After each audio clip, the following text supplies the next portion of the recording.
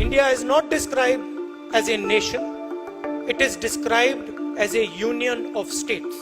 Congress leader Rahul Gandhi has been repeatedly claiming that India is not a nation but a union of states.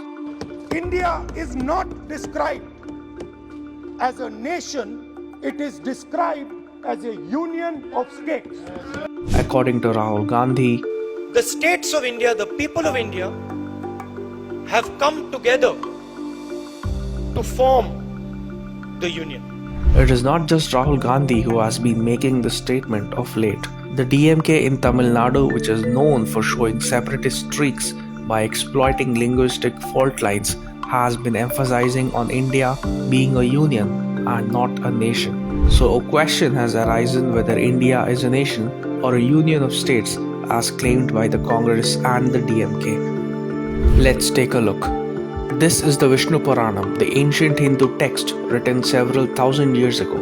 There is a shloka in the Vishnu Puranam which goes like this: Uttaram yat samudrasya himadreschaiva dakshinam varsham tad bharatam nama bharati yatra santatihi, which means to the north of the ocean and to the south of the Himalayas, Bharat is the country and the people born here are the Bharatis. The terms Bharatavarshe and Bharatakande, which comes in Vedic hymns, refer to the Indian subcontinent sandwiched between the Himalayas and the Sindhu Sagara or the Indian Ocean. From this, it is clear that even in ancient times, the people of this land called Bharat had a sense of nationhood. The numerous temples of Lord Shiva spanning from Amarnath in the north to Rameshwaram in the south, from Somnath in the west to the Mahamrityunjay temple in the east, shows the cultural and civilizational continuity crossing linguistic and geographic boundaries.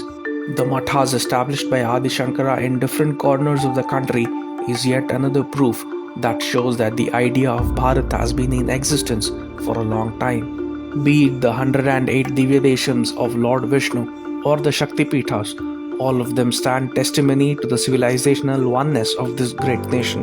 But all these may not be considered legitimate by a few parties given their averseness to a particular faith. So here are a few quotes of our nation's first Prime Minister, Jawaharlal Nehru. In his famous Tryst with Destiny speech made on the occasion of Indian independence, Nehru said, "A moment comes, which comes but rarely in history, when we step out from the old to the new, when an age ends, and when the soul of a nation, long suppressed, finds utterance.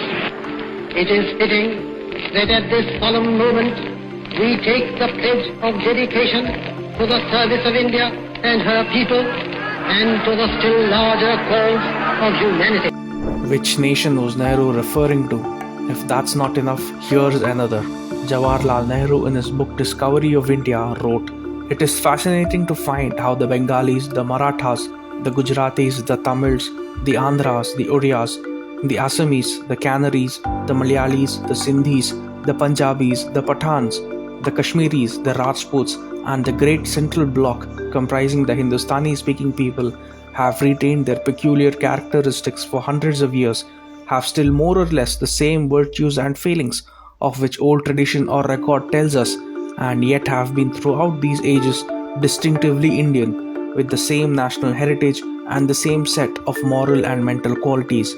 What does distinctively Indian mean? Is Nehru not referring to the innate oneness of this land? And this is what Sardar Vallabhbhai Patel said. Today, the unity seen in the country has not been seen for thousands of years, and despite the partition, Bharat is still a large country. The revolutionary Tamil poet Subramanya Bharati has penned numerous poems hailing Bharatanadu or simply Bharat.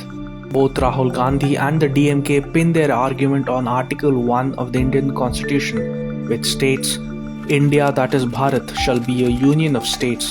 However, contrary to the claims of Rahul Gandhi, who has been saying that it is the people of the states who have come together to form the Indian Union, this is what Dr. Ambedkar said in the Constituent Assembly on India being referred to as a union of states.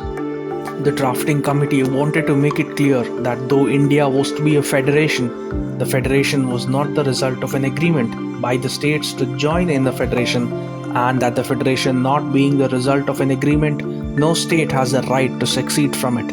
The federation is a union because it is indestructible. Though the country and the people may be divided into different states for convenience of administration, the country is one integral whole, its people a single people living under a single imperium derived from a single source.